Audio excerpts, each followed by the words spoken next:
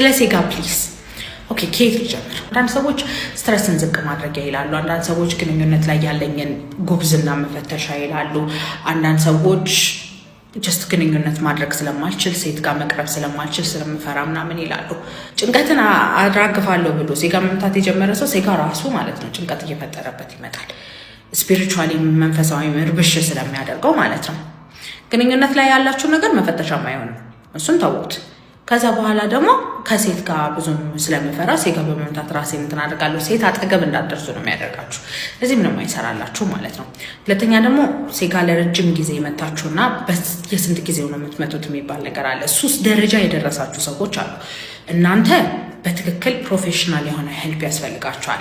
ሜቢ ወይም በሃይማኖት የሚያግዛችሁ ሰው ያስፈልጋችኋል፣ ወይም ደግሞ በትክክል ስነ ልቦናዊ አማካሪ ሊያስፈልጋችሁ ይችላል ማለት ነው። ሴጋ መምታት ሱስ ውስጥ የነበራችሁ ወይም ያላችሁ አሁኑኑ ብታቆሙት ይሻላል። ሰው ሆርሞን ያዛባል፣ ደም ስር ያበላሻል፣ ጡንቻ ያሳሳል፣ ነርቭ ይገላል፣ ብዙ አይነት ነገሮችን የሚያመጣው ማለት ነው። ስለዚህ እዛ ደረጃ ደርሳችሁ ስንፈተ ወሲብ ከማምጣቱ በፊት ብታቆሙት መልካም ይመስለኛል። ኦኬ ደግሞ ስንፈተ ወሲብ ያመጣባችሁ ሰዎች ደግሞ መታችሁ ቼክ ተደርጋችሁ እንደ አግባብነቱ ሕክምና ልናስጀምራችሁ እንችላለን።